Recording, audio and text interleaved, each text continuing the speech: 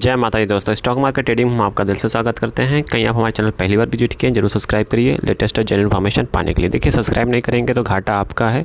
घाटा आपका कैसे? क्योंकि सब्सक्राइब नहीं करेंगे तो आपके पास नोटिफिकेशन नहीं आएगा। जब आपके पास नोटिफिकेशन नहीं आएगा तो कहीं ना कहीं किसी अपॉर्चुनिटी को मिस करते हुए दिखाई दे सकते हैं। चलिए बात कर लेते हैं जेके टायर के Q4 के रिजल्ट्स के बारे में, जहाँ पे अनाउंसमेंट हो चुका है।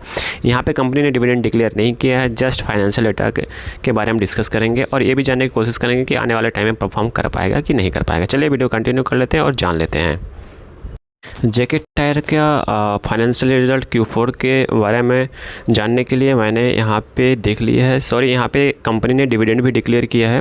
डिविडेंड के बारे में बता दो, कंपनी ने जो डिविडेंड डिक्लेयर किया है वो 3 रुपये पर पैसा के हिसाब से डिक्लेयर किया है और जो एक फेस वैल्यू है 2 रुपये के फेस वैल्यू वाले शेयर्स का। तो यहाँ पे देखेंगे फेस वैल्यू के हिसाब से देखेंगे तो 150% का यहाँ पे आपका डिविडेंड मिल रहा है। तो अब चलिए बात कर लेते हैं कंपनी के Q4 रिजल्ट्स के बारे में। कंपनी ने Q4 रिजल्ट अनाउंसमेंट कर चुका है। जानने की कोशिश करेंगे कंपनी का जो इस बार Q4 रिजल्ट है कितना रेवेन्यू जनरेट करके दिया है। तो ये बात करते हैं इस क्वार्टर के Q4 के बारे में बात करते हैं।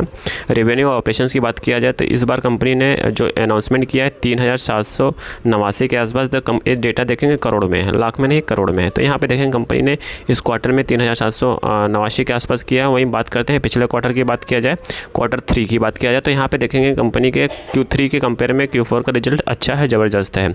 वहीं बात करते हैं साल दर साल की बात किया जाए या आप कह सकते हो पिछले साल 31/3/2024 से कंपेयर किया जाएगा, उसके Q4 से रिजल्ट से कंपेयर करेंगे तो उसके कंपेयर में यहाँ पे मामूली से चेंजेस दिखाई दे रहा है। यहाँ पे 2 से 4% का आसपास का मोमेंटम दिखाई दे रहा है। वहीं बात करते हैं ईयर टू ईयर में देखेंगे तो ईयर टू ईयर में भी 2025 की बात किया 2025 में गिरता हुआ दिखाई दे रहा है, मतलब नंबर सही नहीं आ रहा। वहीं बात करते हैं 2024 का, तो 2024 में 2025 के कंपेयर में 2024 बेस्ट है। तो यहाँ पे 2025 का ईयर टू ईयर का जो डेटा है वो ठीक नहीं है। बात करते हैं एक्सपेंसेस। देखिए क्या होता है, जब एक्सपेंसेस और टैक्स को काटने के बाद जो कंपनी के पास पैसा बचता है वही मेन एक्चुअल मनी होता है। तो यहाँ पे कंपनी का जो टोटल इनकम है, टोटल इनकम से में से एक्सपेंसेस प्लस टैक्स को जब डिटेक्ट करेंगे, माइनस करेंगे तब एक्चुअल डेटा आता है। तो जो एक्चुअल डेटा आ रहा है तो यहाँ पर आप देखेंगे ना कंपनी का जो प्रॉफिट लॉस पीरियड है प्लस एटीट्यूड है जो मेन कंपनी ने कमाया है वो जान लेते हैं। तो यहाँ पे आप देखेंगे कंपनी का जो इस बार का है तो टोटल ये इस सेक्शंस में है, जो ये है आपका टोटल, ठीक है। तो इस क्वार्टर में देखेंगे 98 करोड़ के आसपास है। पिछले क्वार्टर कंपेयर में बहुत ज़बरदस्त है, जस्ट डबल के आसपास है, मतलब 30 से 40% का जंप है। वहीं बात करते हैं Q4 2024 से कंपेयर करेंगे तो उसके कंपेयर में गिरता हुआ दिखाई दे रहा है। यहाँ पे रेवेन्यू और ऑपरेशंस गिरता हुआ दिखाई दे रहा है, मतलब इनकम में बहुत भारी भरकम गिरावट देखने को मिल रहा है, मतलब 30 से 40% का गिरावट यहाँ पे दिखाई दे रहा है। वहीं बात करते हैं ईयर टू ईयर में भी सेम थिंग है। ईयर टू ईयर में भी ज़बरदस्त गिरावट है।